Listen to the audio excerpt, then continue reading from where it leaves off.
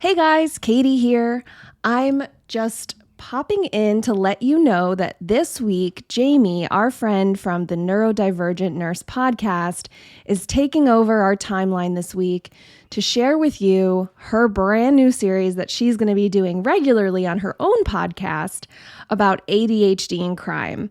So she came over with us and shared with Garrett and I a whole story about a serial killer who actually had ADHD. And we discuss different aspects of that case and that criminal and potentially the connection between nature and nurture and ADHD and crime.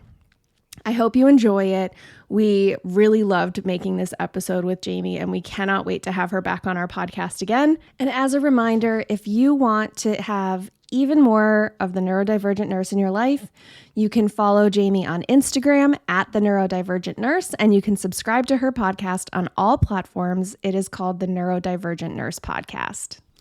So without further ado, the Neurodivergent Nurse takeover of The Bar is Ankle High.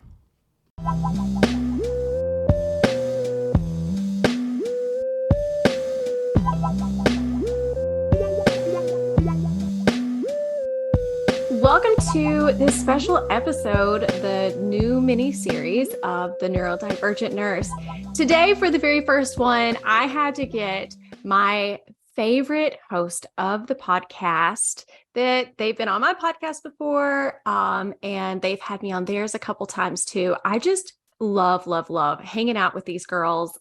They just brighten my day. So anyways, Garrett, Katie, can you tell us a bit about yourself and your podcast before we hop into this episode? Yeah, absolutely. I'm Garrett. I'm Katie. Also making eye contact with Katie's cat, who's given a real dirty look.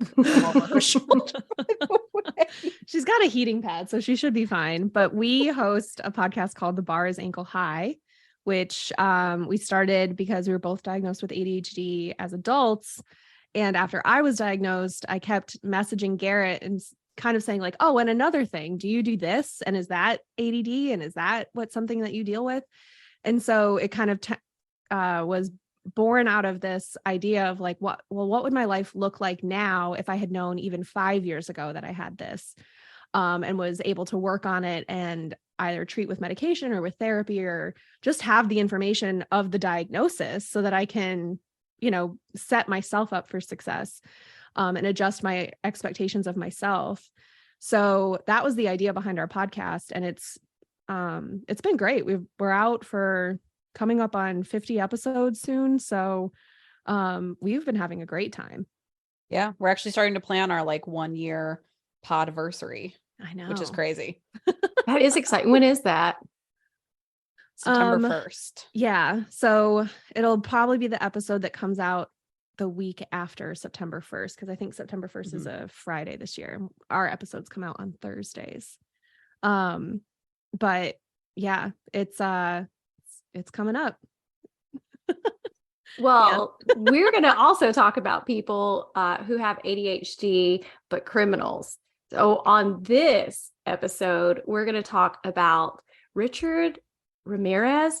In my head, while I was writing this stuff and putting this all together, I cannot say this guy's last name, and it's not a difficult one, but you may hear me say it about 25 different ways while I'm talking about this guy. Well, he's AKA the Night Stalker. Yes. So. Yeah. Oh, good. So I'm glad. I didn't realize he had details. ADD. Mm-hmm. I didn't either. Interesting. Yep. I just knew he had rank breath and those teeth. Yeah, those good gnarly gross teeth. They were real bad. Yeah. I think Netflix just did a docuseries in the last couple of years on him that I watched. Yes, 2021. I was not able to watch it like I did the other person that I thought we were doing. Well, that's okay because I forget things as soon as I watch them, so I won't have a ton of gaps to fill in. That's unfortunate. I was hoping you would fill in the gaps. That's okay. I've watched the documentary. Episode. I can help. Oh yeah, Katie will remember. I just don't ever. Oh, perfect. So that's good because like I said this morning, whenever I was texted y'all and I was saying, I need a little bit more time because I was literally still putting everything together. So I only have, meat and potatoes. Therefore, you're going to be the perfect person for this, even more so. That's great. Great. Yeah. So he's called Richard, but he was born Ricardo.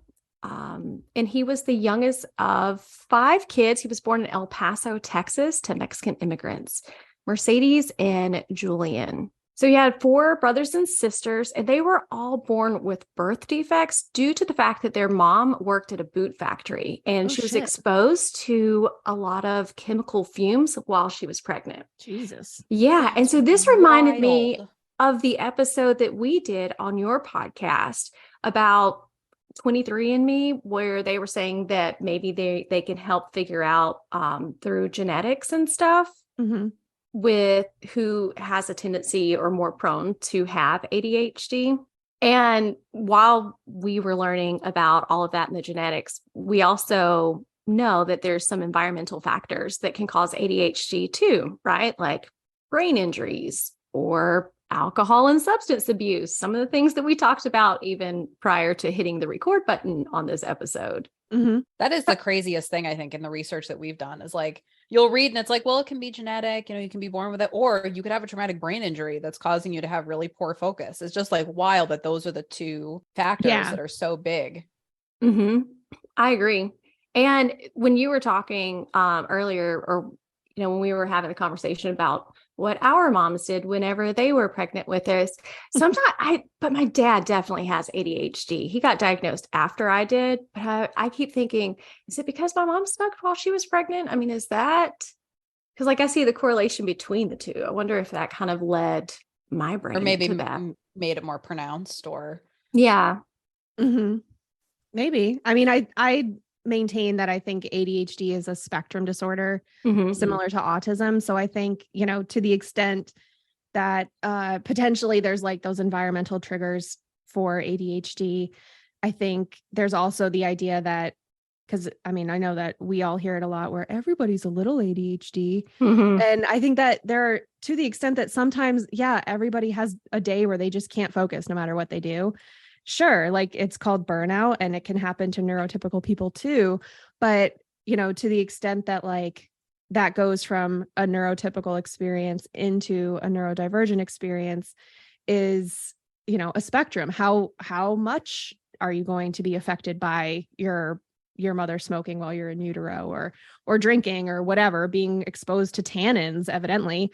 And, That's so crazy to the extent that could injure the fetus, which we've also talked about, particularly in our hormone episodes, is like they just don't test these things on women in general, but definitely not pregnant women. So that's why, it's like, can you take Pepto-Bismol?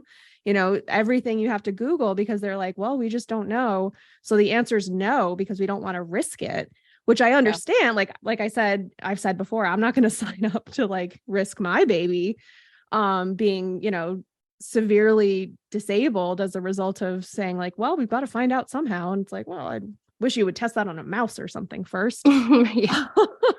But like, there's those things where I think, because I think that ADHD is a spectrum disorder, there can be those instances where smoking might, if it doesn't cause it, it's what brings it out. So like you always had ADHD, but perhaps you struggle more with the anxiety part of ADHD or the disorganization part, or you have more impulsive control issues. So I think it's not necessarily one or the other. I agree completely. Well, Richard, he ended up at 2 years old, he had a dresser fall on his head. So not only did he have the chemical exposure while in utero, but now he's having head injuries. So that was the first one. Yeah. And then the first one. Yeah. At 5 years old, he was knocked unconscious by a swing, and he actually started having epilepsy and seizures because of that injury. And they also say that he sustained multiple additional head injuries at a really early age. Would they just like put him in a dryer and turn it on? Like, Jesus Christ. Like, it's not funny. But I know that like if I had been Garrett, you're out. And my sibling got nailed in the head with a swing, I would have laughed really I mean,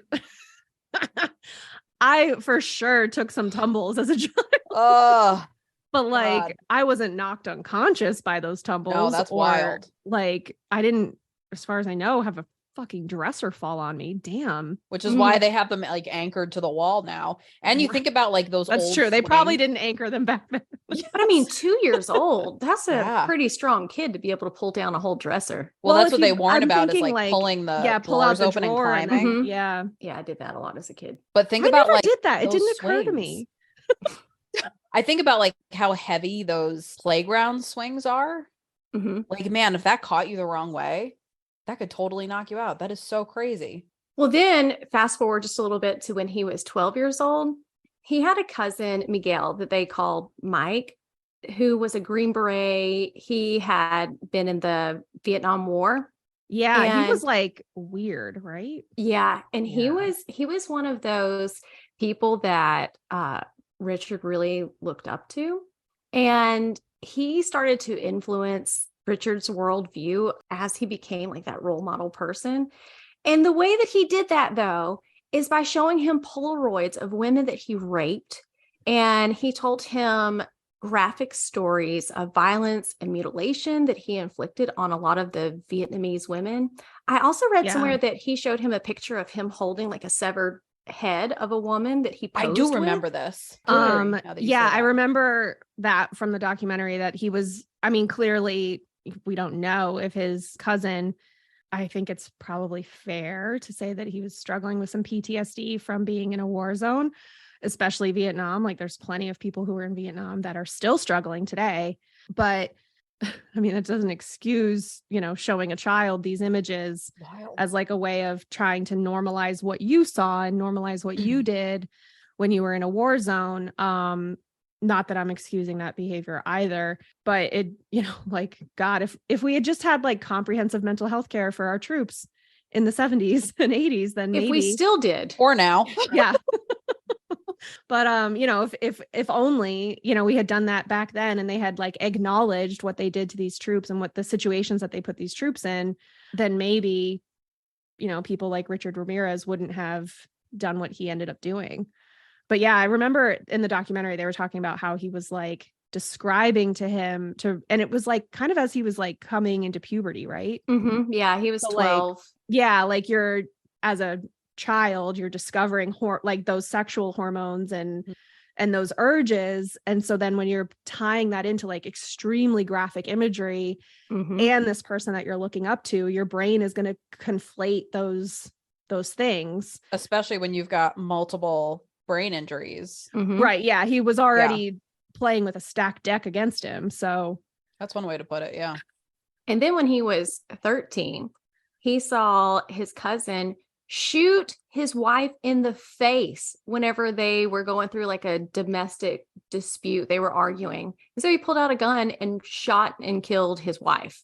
So he was there for that too. Jesus. Mm-hmm. Yeah. Did the cousin go to jail for that? Do you know? He did. He went to jail for 4 years, but then Oh, he good. was found not guilty on grounds of insanity. Ah! Okay. God. Oh, Mm-hmm. So after that, Oh. Richard moved in with his sister Ruth and her husband Roberto. And Roberto ended up being a peeping Tom and would take Richard along with him for his after dark acts too. Was everybody just poisoned by the water in this town? Like, It what is sounds going like it. on? It's the boots. Just new boot goofing. It's like the worst kind of new boot goofing. Oh my God. Holy shit. I him, almost can't like- even blame him for being a monster now, because how could he not with all of Right. these Like, things what did in we it? expect him to Right. turn out as? Like, Mhm. Right. not even count, like, even if he didn't have all of the brain injuries and probably some sort of learning disability as a result of chemical exposure in utero. But then on top of it, he's going on these like deranged field trips with like cursed Miss Frizzle. And like, whoa. And they also said that his dad was really abusive physically to the entire family. I believe that. I mean, And he God. was like leaving to go sleep in cemeteries, Richard was, to get away from his dad's abuse. That is a quiet place, probably at night. I mean, I hope. Well, then when he became an adolescent, he ended up getting a job at the Holiday Inn, but he didn't keep that job very long though, because he would use his pass key to rob people who were sleeping. And his employment ended up ending really abruptly because he attempted to rape a woman in her hotel room before her husband got back. But her husband ended up returning and catching him trying to do that. And he beat the fire out of Richard. But they ended up dropping the criminal charges because the couple lived out of state and they didn't want to come back to state to testify against him. So he got another brain injury probably from getting the shit kicked out of him. And then they didn't prosecute him. Right. I did this continuing ed class for my license. So if your listeners don't know, I'm a lawyer by day. So I have to take these continuing ed classes every year or two to maintain my license. And I took one that was about ADHD screening for children who are involved in the criminal justice system. And how it was this criminal defense attorney, and he was talking about how any child who comes into his office and needs defense, he discusses basically whether it's drug court or juvenile court or whatever, even if they're being tried as an adult, he makes sure that part of their plea, if most of them end up pleading out anyway, especially as juveniles, that they are given an assessment for ADHD and learning disabilities. Because so many people with learning disabilities and ADHD act out in potentially violent or destructive ways when they can't read, or they're having difficulty reading, or potentially they just have eyesight problems and they can't see the chalkboard. And so then you stop paying attention. So it was just an interesting CLE, but he talked about how important it is for decreasing recidivism rates among youths that you actually screen for these things that potentially aren't getting caught by the school or by the parents through no fault of their own necessarily. But you can't expect somebody to not make that mistake again if you're just sending them back into the world without giving them the tools that they need to be successful. And one of those tools is giving them a diagnosis. Like we were saying before, just having the information of the diagnosis is so helpful. It just gives you, like, knowledge is power. Even if you're not going to take medication, if you're not in a place where you're comfortable going to therapy for it, at least you have that information. So you can say, okay, I'm not a bad person because my dishes are literally overflowing my sink and I can't be bothered to empty my dishwasher. Like, it's just that I need somebody here to do it with me so that I can do it. It's not a personal failing, but if you don't have that information, it can be really easy to let yourself slide down that destructive path instead of trying to, like, figure out a way that works for you to get out of it. If Richard Ramirez had ADHD, then, even with the charges having been dropped, if he had gone enough through that process and maybe gotten a screening for whatever learning disability he may or may not literally have had, anything of the number of things that could have been wrong. Yeah, like a fucking CPS intervention, because no adults in his life were giving him any sort of healthy guidance, it seems. Yeah. Then he would have potentially also been, at least then we'd be like, what an asshole. And we wouldn't have to feel bad for, who he turned out to be, because you're like, well, fuck, what'd you expect? Yeah. And I mean, even with a diagnosis, because how we can become so hyper-focused on things that we are interested in. So obviously the seed was planted with this guy. And I, again, don't condone any of this horrible stuff, but, like, I can see how that hyper-focus and just, like, wanting more and more, especially sadly, his hits of dopamine came from really brutal things later on. But yeah, if there was some type of treatment for mental health, period, then a lot of people would not have been harmed, I feel like. Well, right. And I mean, all the either his cousin or his uncle or his brother-in-law rather, were giving him this approval by him participating in these, like, cracked out field trips. So that's where he learned to get dopamine from, is by doing those things, because either my older cousin will like me or my brother-in-law will like me, and, like, we can bro out on that. And you get that, like, you feel less lonely because you have somebody to do stuff with. And yeah, the thing might be depraved, but that's what he's learning. So his brain is already making that connection. And the more you repeat that connection, we discussed this in our Cannibal Cop episode that we recorded. But if you keep exercising those connections in your brain, it's just like exercising any other muscle in your body. It's going to pathways. it's going to be so much easier for you to like go down and continue to seek that. But then you also have to continuously up the ante. Right. Because you're not going to get that rush that you're looking for with the same old breaking into hotel rooms and stealing things that you've been getting this whole time. Right. And then you take it that next step and it just escalates. And I mean, had he been stopped at that juncture, if that couple had not stepped back from pressing charges, I mean, his outcome could have been completely different. Mm-hmm. Probably not good, but less bad. Yeah. He also got arrested, or he got in trouble for some minor things too when he was really young too. I think maybe drug possession. I can't remember exactly. I didn't put those in the notes. There are just multiple spots where interventions could have happened that would have helped change the trajectory of his entire life, or the spree that he went on for a little bit of time.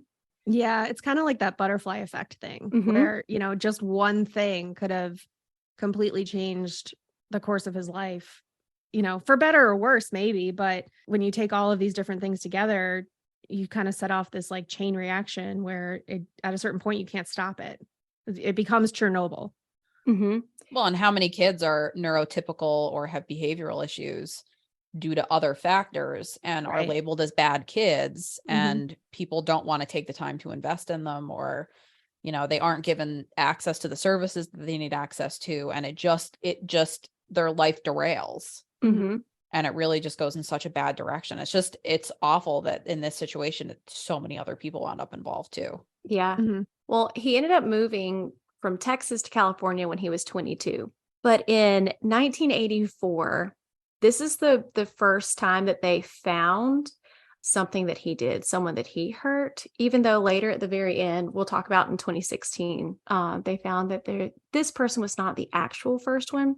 But in 1984, this man came home to see his mom, and he found his 79-year-old mother's body there. Her throat had been slashed. She'd been stabbed repeatedly, and she was almost decapitated.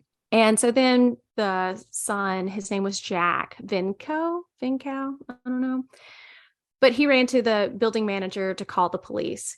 He waited about 8 or 9 months before he acted again. So that was actually kind of a long period of time that he waited before the first, murder, before he went to do something violent again. So March 17th, 1985 is when the serial murders started up. Maria Hernandez was getting home after a day of work, and unknowingly, Richard had been prowling the neighborhood and seeking his next victim.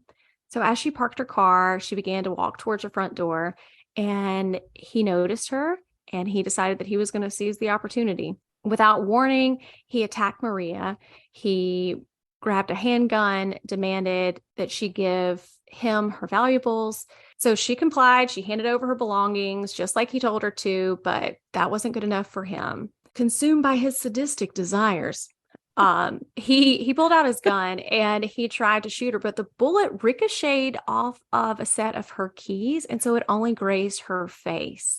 I remember this part of the documentary because it was like she put her hand up when he had the gun pointed at her to like cover her face, and it like hit her keys, and he like panicked after that. Like because he thought he shot her in the head.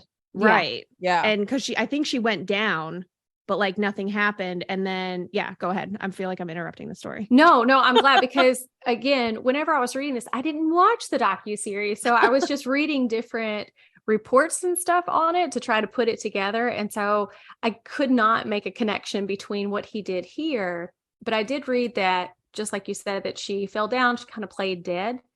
But then after that, he went and actually shot her roommate in the head and killed her. Okay. So that was the thing. I wasn't sure if this was the same story. So I think it's that her roommate like came home and walked in on this, So then he shot and killed the roommate. And so the surviving woman like had a lot of guilt because she was like, everything that I you was would the feel target, for, right? Yeah. having survived and blah, blah, blah. If I had just died, then he wouldn't have lingered and this, that, and the other, any number of things. But yeah, she was like a survivor. Like she became pretty critical to the hunt for him because she was able to like obviously identify him. So what was the difference though when you said like this started the serial murders? Did they link the murder of the 79-year-old woman to him? Eventually, yeah. Oh, okay. So when it first happened though, did they think that it was just a random act of violence or did they think it was somebody who knew her? Because that's like super violent. Yeah, I don't know because the information about that lady, the Jenny lady, I couldn't find a whole lot of information on her, just about like what it looked like and how horrible, and violent that it was, but not what the speculation was surrounding that initially. But the serial murders he actually started killing like multiple people on the same day too. Oh, okay. Wow. Because he left this after he shot the roommate. The roommate's name was Dale Yoshi Okazaki, is the one that he fatally shot in the head. An hour later, he went over to Monterey Park, and this person, Silian Yu, I think is how you would pronounce it, but they used to call her Veronica. Anyhow, but Veronica was getting back to her car after an evening out. He saw her, and so he decided that he was going to seize that opportunity as well. So he came up to her vehicle, pulled her out, and he shot her twice. And then that was when he got named the walk-in killer and the Valley Intruder. So that's what they started. Both of those names. Those are both haunting as hell. Yeah. I wonder why they always give serial killers such cool names. It should be like the small dick killer. Like, to pull down the notoriety, right? Like they give them these really cool names. And I feel like it makes them, when they hear being coined that, then it's like a cape, it's a great brand that they have now. BTK got off on it, and obviously the Zodiac Killer did too. So we had that running joke between Katie and I about the guy who, it was like a similar type name in a similar area. It was the one who Patton Oswalt's wife was writing the book about. Oh yeah. Eron's the East Area Rapist. Yeah. And it was something like Golden the Night State Stalker. Killer. That's Yeah. It was like a similar name, but the way that they wound up, like one of the ways they linked all of his crimes was that he had a really small peen. And we were like making all these jokes about like all the things they could have named him. Yeah. All of the nicknames he could have been given instead of like Garrett's favorite criminal, Mr. Gangrenous Flappy Doodles, Harvey Weinstein. That's what they should have been calling him this whole time. Take the wind right out of his sails. Because if you don't know, he had gangrene in his undercarriage on his testicles. And they had to like sew his actual testes like into his thigh to save them virility, which like ew. Of all the people, like why? Just put a ping pong ball in there and call it a day. Like, come on. Yeah. I've taken care of several patients who had that. And I mean, they end up like filleting these people in surgery. It is really, really gruesome. And because most of the time they don't live. They don't survive this. Understandably so. Yeah. They're saying it's a lot of like diabetics, alcoholics. I don't remember like he might have been diabetic. He's diabetic, and that's I did a deep dive on the different types of gangrene after that conversation because of course I did. Why wouldn't I? I mean, Jesus Christ. But well, when I started thought with, have you heard about Harvey Weinstein's balls? How can you not? Then Googling. Right. Yeah. And then she mentioned it for like 5 or 6 episodes in a row after that. Every time I get the opportunity, I still bring it up, and my spouse gets really mad. That's why you bring it up. Yes. Any chance to be annoying. Well, unfortunately, this guy did not have it, but he did end up with cancer, and he died from that. So good. At the ripe old age of 53. But yeah. Well, he wasn't destined to live a long life. I mean, all things considered. Yeah. So 10 days after that whole spree where, he murdered the two people, tried to kill a third, 10 days later, he went into a home in California that he had previously burglarized.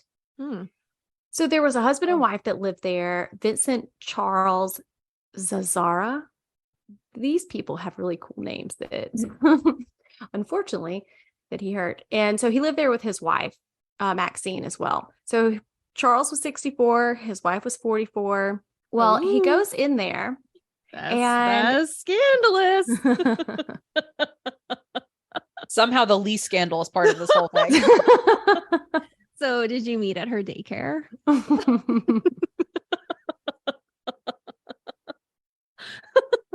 Sorry, I know that's not the point of the story. We're going to hell. That is an age gap. I'm just saying. It is a bit of one. So he goes in and he ends up shooting Charles in the head while he's asleep.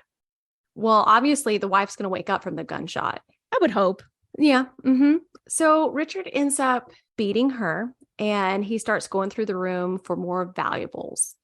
Maxine escapes and grabs a gun that isn't loaded. Unfortunately, It wasn't loaded. Yeah.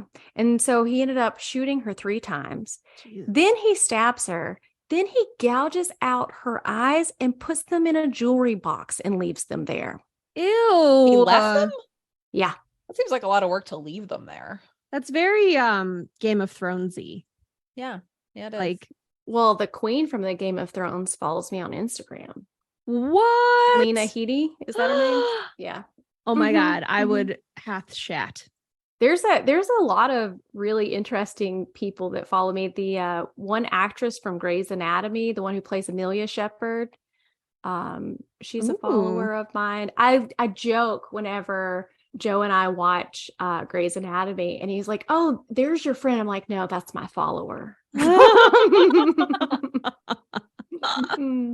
Oh, speaking of age gaps, Hugh Hefner's widow, she's a follower of mine too. Wow. Yep. Huh. Man, my mind is blown. Yeah, we talked about we did a whole deep dive and compared Hugh Hefner with Bob Barker on one of our Patreon episodes, because I had a theory that Bob Barker or Hugh Hefner is Bob Barker's evil twin. Yes. Poor Bob. Yeah, he did have a beef though with Betty White about an I gotta elephant. know. Like I need to. That's gonna be when I die. I want, and there's like questions about the universe I want answered. That's one of them. The rest of us will be like, what happens with that show that was canceled halfway through a season that never got an ending? And then Garrett's gonna be like, hey, Betty and Bob, I need us all to sit down and talk about this elephant. I need and to the know elephant's the there. And then Garrett will just send messages, like down so that we all can know that. Yeah. Here, like the opposite of that people favor that do those like lanterns that go up into the sky, those paper lanterns. Yeah, she's just going to send them down too. I'm going to be writing on a steamy mirror when somebody's taking a shower. You're never going to guess. It was all Hugh Hefner's fault.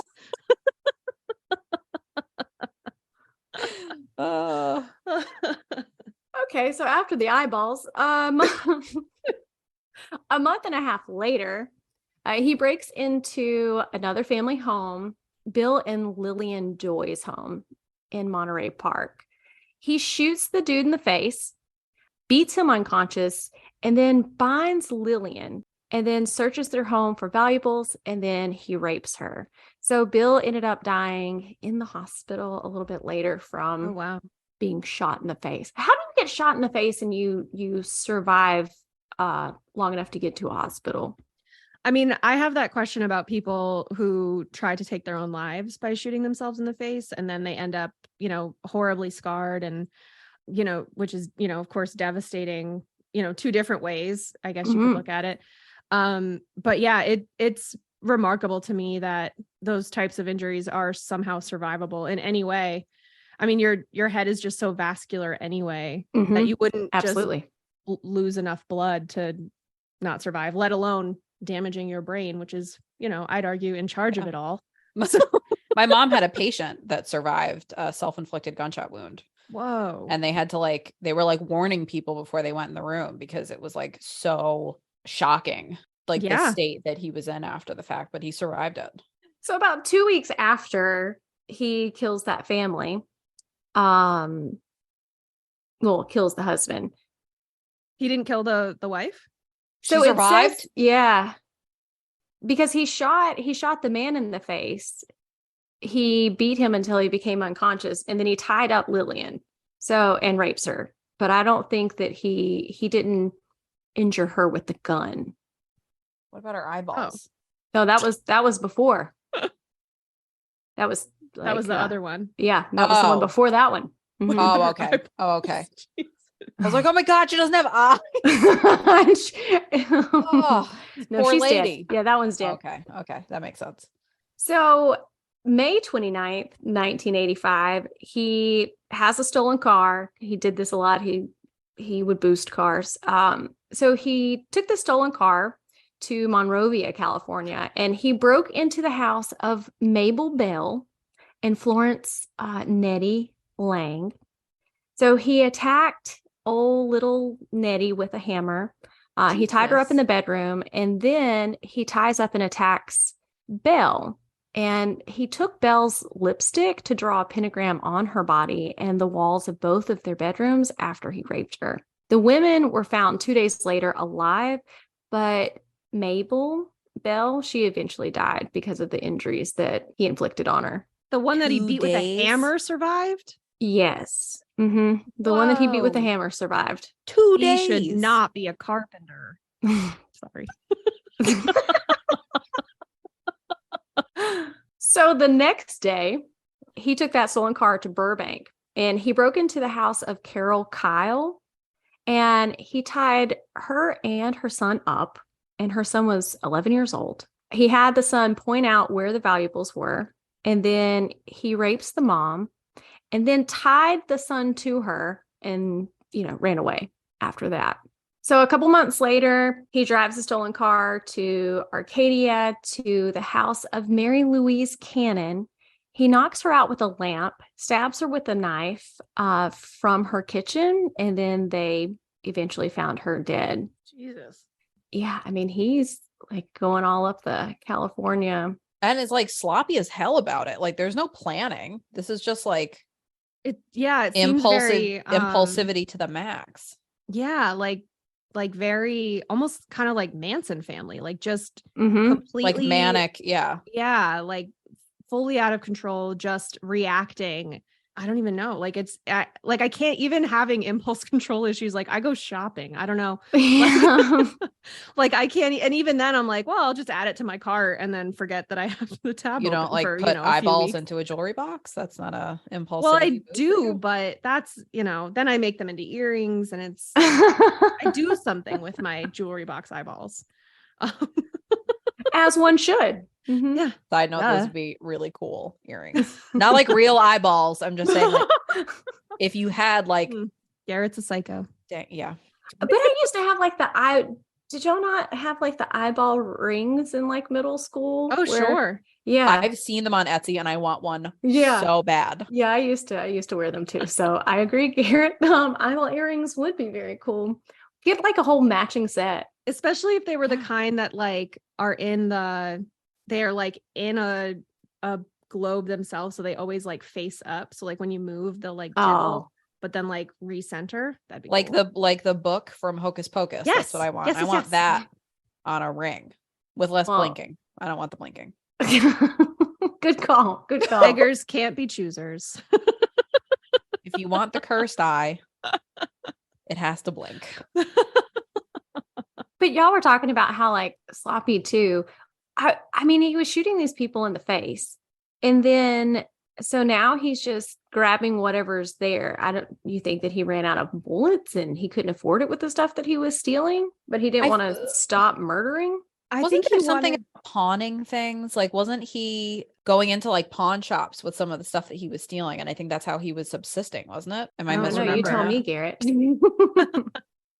I don't recall my memory's that. so But I feel the reason that he's now using what he can find in their homes, I think that that's like a different type of escalation. He's still going for that dopamine where like now he can't even rely on something that he brings himself. He has to like find a way to kill them. And then there's also like the even scarier idea that, which I feel like was also very Israel Keys, where it's like, I'll use what you have against you. And so then like when especially, he's binding these women and then going through their belongings. So then you're just sitting there, and BTK did this as well, where you're just listening to whatever he's doing and you can't see him. You can just hear him like going through drawers or whatever. And, then he comes back and it's like, in my family, there's a couple like knives that they were made by somebody in my like way back generations. That's cool. So like, it's sort of like, oh, you took great grandma's knife and that's what you're going to kill me with, is this random knife that was in a drawer that has been in my family for generations. Or like, oh, you're going to use, like, I'm looking at the collar that belonged to my dog that died a billion years ago now. Like, you're going to use that to strangle me. Like, and it's sort of like these things that are around my home that are innocuous. They're not weapons, but you're using them against me. And I think it's possible that to him, it's like, well, it's one less thing for me to bring. It's one less thing for me to forget to take with me. And they probably die faster when you shoot them in the face and versus stabbing someone, hitting them in the head with a lamp. Like, well, I would think that when you're enjoying the process. Yeah. When you're shooting a gun, not that I've ever shot a gun, but it's just the one, like the kickback in your hand when you're stabbing somebody or you're slicing their throat. You really get to like feel that you get to put how much pressure is involved in that. And I'm wondering if that's more where he was getting his thrills then at that point. It's so much more intimate. Yeah. Like even with the binding, like he could tie those knots as hard as as tight as he wanted and could see, their hands turning purple if the circulation was getting cut off or whatever, and could see, and, it's more face to face. Like, yeah, a gun is scary, but if somebody comes at me with a knife, I'm still not going to love it. Like, just so and we're then clear. They have that fear longer too. More than that, just instantaneous. Speaking of choking, you got right to the next one that he did 3 days later. Yeah, 3 days later, he headed to Sierra Madre, California, where Whitney Bennett was, 16-year-old. He attacks her while she was asleep with a tire iron. Then he tries to strangle her with a telephone cord, but the cord sparks, and then she started to breathe. So like that electrical impulse, I guess, restarted her heart. Anyway, he ran away believing that Jesus saved her. And so she ended up surviving that attack. Whoa. Yeah. Mr. Pentagram on the 83-year-olds with hammers to their head believe that Jesus intervened on this one. I guess so. The 16-year-old wasn't supposed to die, but everybody else was. So then 2 days after that, on July 7th, he breaks into Joyce Lucille Nelson's Monterey Park home. He burglarized her home, and then he beat her to death, but he left a shoe print on her face. Oh, that's nice. Then on Jesus really left an imprint on him. Yeah. Mm-hmm. He didn't say for this one. So then he went on the same day. He went into Sophie Dickman's home. He handcuffed her at gunpoint, and then he tried to rape her. I just saw tries to rape her. So the same day? The same day. Jesus. And he stole her jewelry. But with this lady, he told her to swear on Satan that he stole everything of value in her home. Well, this was also like during the height of the satanic panic, like West Memphis 3, all that.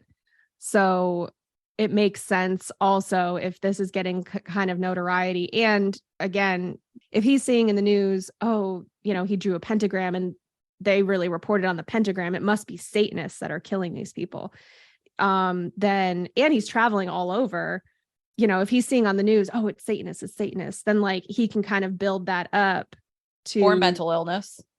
If he's like super delusional or getting really paranoid, or I think it could go either way. I don't know if we can give him enough credit to say that he was watching the news and trying to lean into the Satanist thing in order to mislead the police, or if he was doing it because he wanted that attention and thought that that was cool because he wasn't all there, or like you said, like it's a mental illness thing and he genuinely believed that he was doing these things for Satan. I don't know that it really goes that far though. Yeah, I think he was definitely interested in satanic stuff. I think that was part of like why he was choosing to sleep in cemeteries some too, that he started trying to like, because like you were saying with the satanic panic stuff, I mean, even in the 90s, early 2000s, and maybe just be because I'm from the South, but, you know, a lot of people were intrigued by satanic stuff because you're not supposed to know about it, or it's this taboo thing that still kind of lingered over for a couple decades after. I feel like Marilyn Manson was really riding that wave still, so that makes sense. Along with like being a predator, but was definitely like kind of getting some yield out of that lingering satanic panic concern. Oh, for sure. And I think you can still see, I mean, I know that even going when I went to Salem, Massachusetts last year. Love that place. That's so fun. Even going into some of those shops, I was like, oh my God, like, am I supposed to be here? Like, not that I felt like I was breaking the law or doing something wrong by, you know, looking at all these crystals and stuff, but I almost felt like I was infringing on somebody else's religious practice. So I don't know that like around here we had too much. I know that I remember thinking like a pentagram was like satanic, and like there was always those kids in high school that were like, yeah, Satan rules. Right. Yeah. But like, I don't know that anybody really took them seriously. I think that was like, yeah, you shop at Hot Topic. Like, I don't know what to tell you. Like, we still all go to the same mall, bud. So yeah, I mean, I don't know that. I'm sure somebody had the anarchist cookbook, but it's not exactly like, I feel like there's like Satanism where people are like, no, I'm a Satanist, and that I think that like a legitimate religious practice. Yeah, like do what makes you feel good, and as long as you're not hurting other people, you know, it's all consensual, then like knock yourself out, go for it, pal. So it's like, to the extent that I'm like, yeah, Satanism is real, it's not what people like Richard Ramirez and their ilk make it out to be. It's not this like dogma that you have to perform for to get what you want or to satisfy whatever deity you think that you're pleasing. I'm pretty sure eyeballs in a jewelry box is like in their 10 commandments. Maybe. I don't know. They still haven't been allowed to put the satanic 10 commandments in any courthouses. So I haven't been able to verify. I still can't believe that he left it. Like, that just seems like such a, but I guess that would be very ADHD to forget it, right? Too, like in the rush. Well, it's of killing. killing. Like put them. So like, I'm going to put these here so I don't forget them. And then you completely forget it for just like 3 years. Without your like token that you want to keep. Like those hostess gifts that I just have in a closet, and then I stumble upon them in spring cleaning. Like, oh shit, I could have given this candle away like 4 times. Yep. Or to anticipate the shock value. But with ADHD, I'm not good at that. Like, I want to see the shock value, right? You know what I mean? That's why I love saying crazy shit to Garrett a lot. She always gets the reaction she's looking for. Well, so our boy took about a 2-week break. Oh, and wow. Vacation. He went and bought him a machete, and he stole a different vehicle, and he decided that he would buy a machete. Like, is that it from like Dick's Sporting Goods or something? Like, you could probably get one at like a garden supply store. I feel like really? Probably in California. Yeah, they use them like in fields and stuff. I guess I just always think of it as a weapon, but I suppose it started as something functional. It's like, it definitely has it's like a scythe, right? Like, definitely has a function. Yeah. That's a good question. Like, I was wondering too. Now I'm like, where? It's like they definitely sell them. It probably had a cool little pentagram emblem on it too. Right. It's next to the Army Navy store, actually. Yeah. It's the Weapons and More store. It's fine. That's where it is.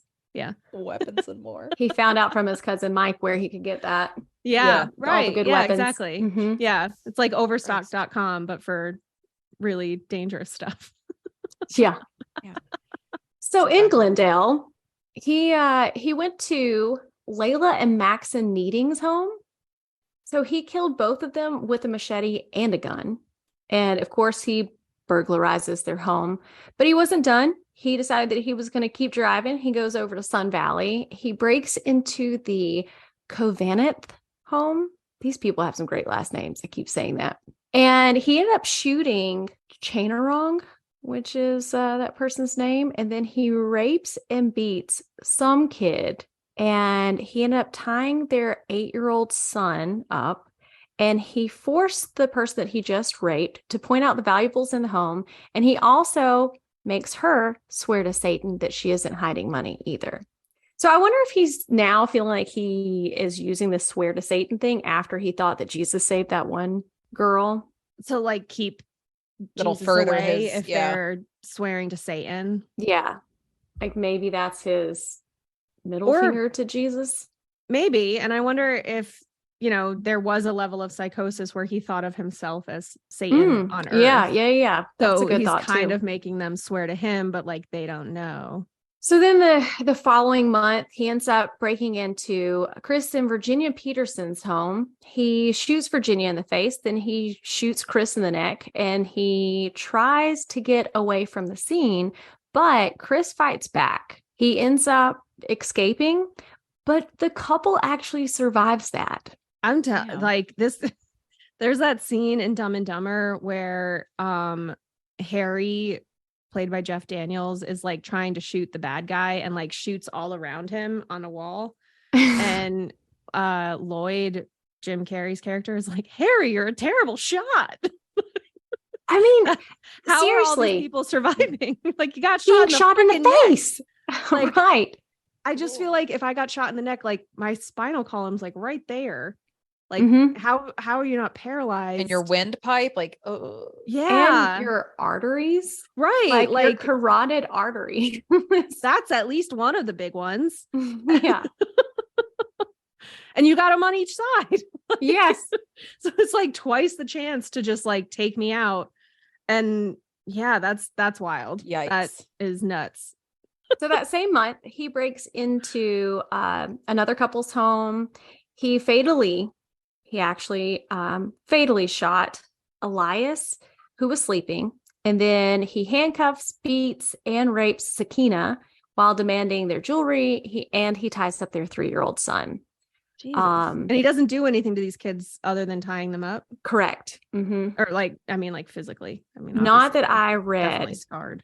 But. Yeah, it was just the family, Huh. the parents that he ends up injuring. I don't know. Interesting. But where I got this from, they didn't mention about any attacks on the actual children. But his first victim was actually a child that they found out in 2016. But so anyhow, at this point, he ends up leaving Los Angeles for the San Francisco Bay Area. He breaks into Peter and Barbara Pan's home. He shoots Peter in the head. Then he beats and rapes Barbara. Peter Pan? Peter Pan? Okay. Sorry. Speaking of torturing children. Wait, his name is actually Peter Pan? Yes. I'm sorry. No. I wonder if it's announced like Pawn or something, but it's P-A-N. Maybe. Oh no. Or Peter like Pan. Peter is like an anglicized version, and like his actual name was like something else, but he just went. What by was the Peter. wife's name? Not Barbara. Wendy. Okay. Not Wendy. Oh man, Oh, that's their daughter. Barbara. Yeah, right. oh my God. Well, poor Barbara. He ended up beating and raping her, and then he fatally shot her. He used lipstick to draw a pentagram and write Jack the Knife on a bedroom wall. I don't Okay. know Did if he he not was know the trying to get lyrics his to name Mac the Knife? changed. So he ends up driving to That is an ADHD thing too, to mishear the lyrics. Yeah, or yeah, Oh my He- God. yeah, Oh, like that's Jack the awful. Ripper, and you're just like confused. I mean, they thought Jack the Ripper was a Satanist too, so Yeah. There's a couple cool connections with him to other people that he could have been. So he ends up driving to Mission Viejo in a stolen orange Toyota. And James Romero Jr.'s 13-year-old son, hears Richard outside their home, wakes up his parents. Richard flees, but the family gets a glimpse of the color and the make of his car and part of the license plate number. That night, he breaks into Bill Carnes and Inez Erickson's home. He shoots Carnes 3 times in the head. So now I guess instead of one shot, he thinks that it takes 3. Maybe he'll actually kill them. Yeah. He's real bad at using just the one bullet. So he tells Erickson that he's the Night Stalker and that she must swear to love Satan. After raping her, he tells her, tell them the Night Stalker was here. Erickson later gives officials the descriptions of Richard and that they are able to find the stolen car in Los Angeles. There's a single fingerprint on the mirror that matches Richard's. We know who you are now, and soon everyone else will, is what the officials say whenever they were releasing a 1984 mugshot of his. And they also told him that there's going to be no place that you can hide. So he takes a bus to Tucson, Arizona at the end of August to visit his brother. He returns to California the next morning. His mugshot is all over the newspapers, which he notices. He attempts to carjack a woman's vehicle because, that's him. But a group of bystanders go after him. And one of them, they manage to hit him in the head and they pin him down until the cops get there. So the court was kind of interesting because jury selection began in July of 1988. And at his first appearance, he yells, "Hail Satan," and has a pentagram on his hand. Yes. And he held it up to show the cameras. Mm-hmm. Yeah, there's that creepy picture of him with his hand up. Mm-hmm. But his trial got delayed because one of the jurors was a no-show. And they later found Phyllis Singletary was her name. But they later found her shot and killed in her apartment. So the jury wondered if Richard was behind her death. But then they later determined that it was her boyfriend that killed her, and then he committed suicide. God. Mm-hmm. So in September, that's wild. How random, right? Yeah. Timing. Yeah. Also, real bad time to try to kill your girlfriend when she has fucking jury duty, and the fucking cops are going to notice when she's missing day one. Right away. Well, he killed himself too. So, I mean, they didn't go find him. That's true. I guess he didn't really care, but. So in September 20th, 1989, he is convicted on 13 counts of murder, 5 attempted murders, 11 sexual assaults, and 14 burglaries. And that ended up putting him on death row. But he ended up dying, like I told you, of B-cell lymphoma June 7th, 2013 at the hospital in California. But in 2016 is when they actually linked his DNA to what they now think is his first murder to a 9-year-old, May Long, I think, a Chinese American girl. She was murdered in the basement of the San Francisco hotel where he was living. She was raped. She was stabbed to death before he hung her body from a pipe. So it wasn't. What year did that happen? 1984, April 10th. Oh, so right before he went on this spree. Right. And he was, so I guess when you said earlier that it was a child, I was wondering if it happened when he was still a teenager or something. Yeah. But no, he was grown. Yep. He's 9 years old. Oh my God. So I wonder if something hurt him as he was doing this, and that's why the children weren't killed later in all of the other sprees, that only the adults were murdered. All the other children though were also male, and he didn't attack any of the male adults either, other than to kill them. Oh yeah, you're right, because even the 16-year-old girl was female. And it based on a lot of the names that you've said and pictures that I've seen, a lot of his victims were Asian Americans, which I think lends itself to the depravity that his cousin was showing him in those Polaroids as well. That's true. Yeah. So that makes sense that that's who he would target, generally speaking. Even though they say that serial killers generally don't kill outside of their own race.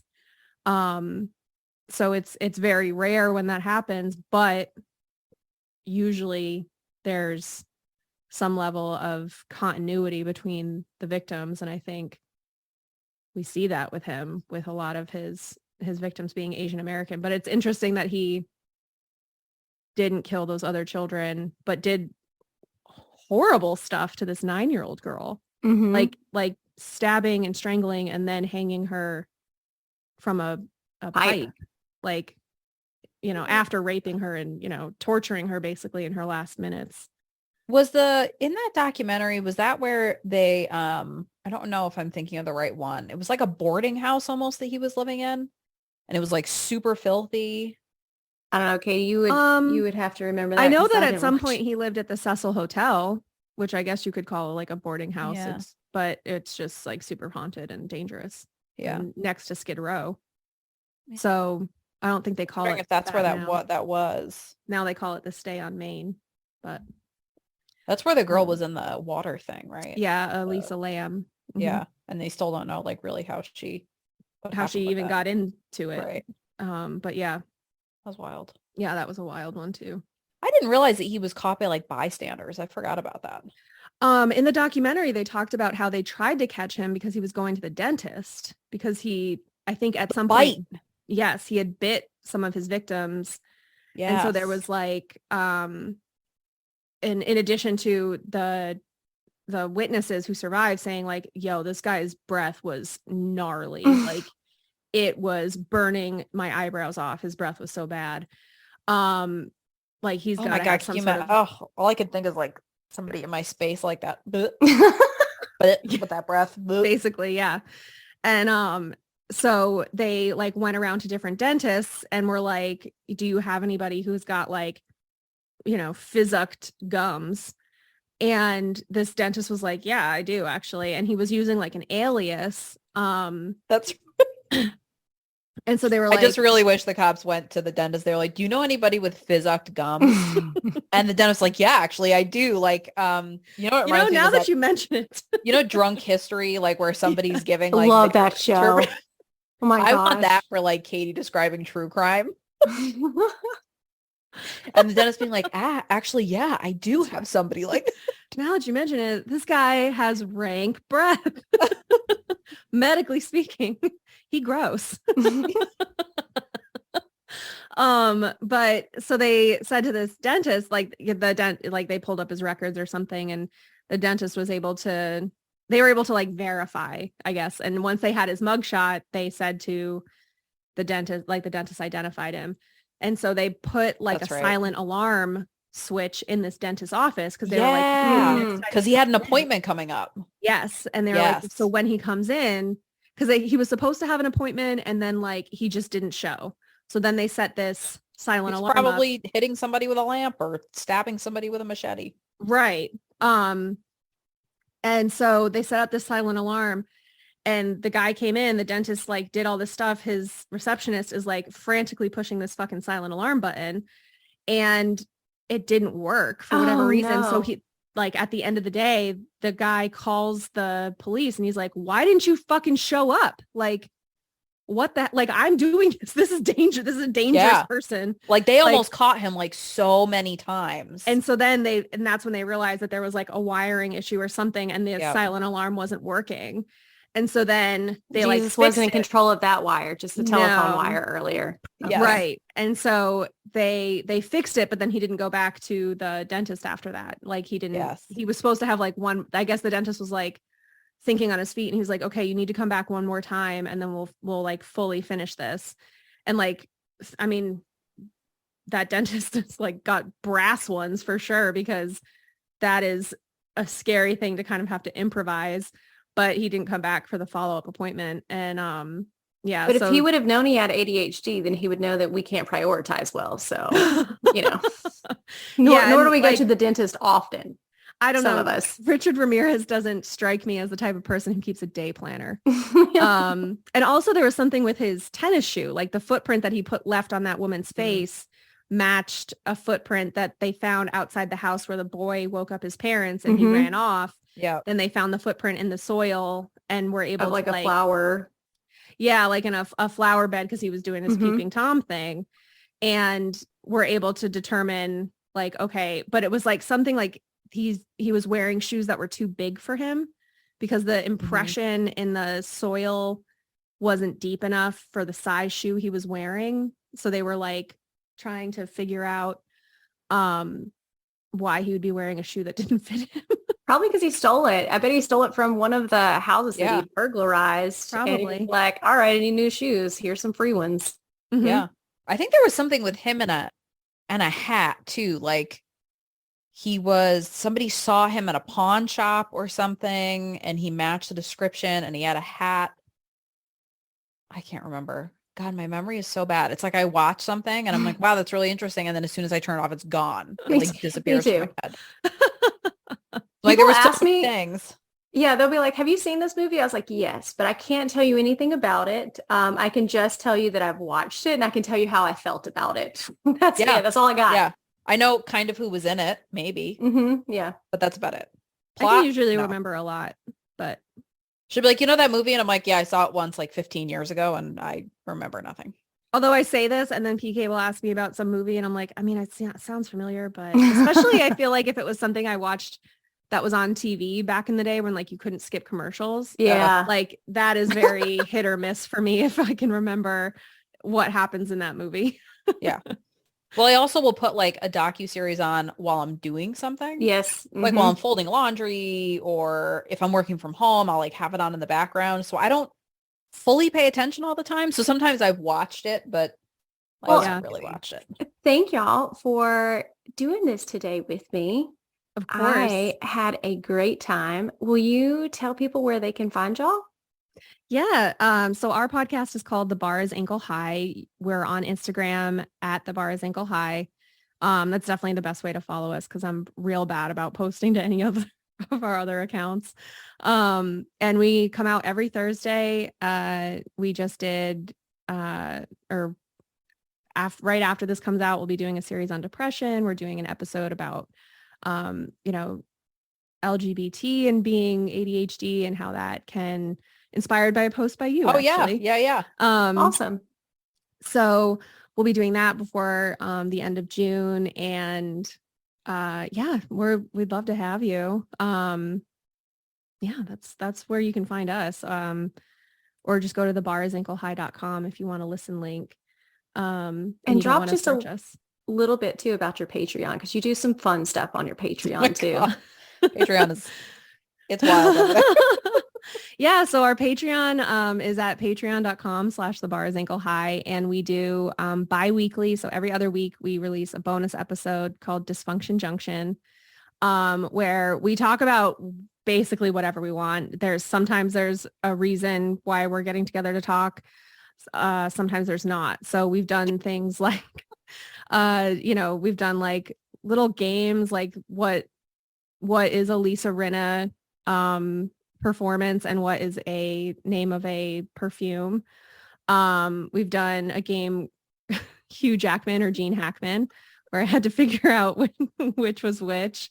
We just did a deep dive on Army Hammer. Yes. Yeah, we did. We did a deep dive on Army Hammer. And as I mentioned, we did that deep dive on Bob Barker and Hugh Hefner, comparing and contrasting. And next week, after this comes out, will be the continuation. We just did an episode on ADHD and dating. And our bonus episode will be like a continued conversation that Garrett and I had about that topic that didn't make it into the episode. So once Garrett goes on maternity leave, we're going to be doing ad-free episodes for our Anklet and Limbo Champion subscribers, which right now just our Limbo Champions get that. But since we don't know that we'll be able to do those bonus episodes while Garrett is taking care of a whole other person and themselves, we're just going to open up the ad-free episodes. But yeah, we have a lot of fun on Patreon. It's much more relaxed, and you definitely get to know us a little bit better than from our regular episodes. Certainly you get to know Garrett a little bit better. That's true. Well, thank y'all so much for being here. And I can't wait till the next time I get to talk with y'all. Yeah, I'm excited for our continuation of this. our Me next too. episode that we do. Yeah. Yeah.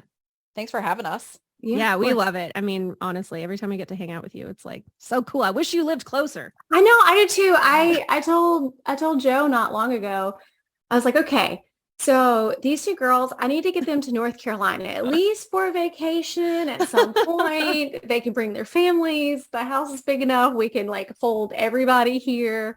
I've told him that a couple times. Like if we got to hang out in real life, they would be my best friends. So, Yeah. And we can all go golfing. yes. Oh yeah. That would be a fun outing. Would be I love fun. it. We also have some cool, I don't know if you like putt-putt too, but we have this amazing putt-putt place that just opened that we went to Memorial Day weekend. But like at one point you have to, your first from the tee box, you know, like your first stroke is you have to hit it like it's on a pool table. So you have to hit it like a cue ball. And then when you drop into this thing and it's like pinball that you have to, it's really fun. There's lots of little fun, goofy things because we're adult children. Well, yeah. Why It not? works. Yeah. Yeah. Well, I hope y'all have a great rest of your Saturday and thanks again for letting me push it for about 20 minutes too from our start time. Yeah, no problem. Thank you so much. Garrett Bye, had to y'all. run into a bunch of stuff anyway. Yep, I need an eclair.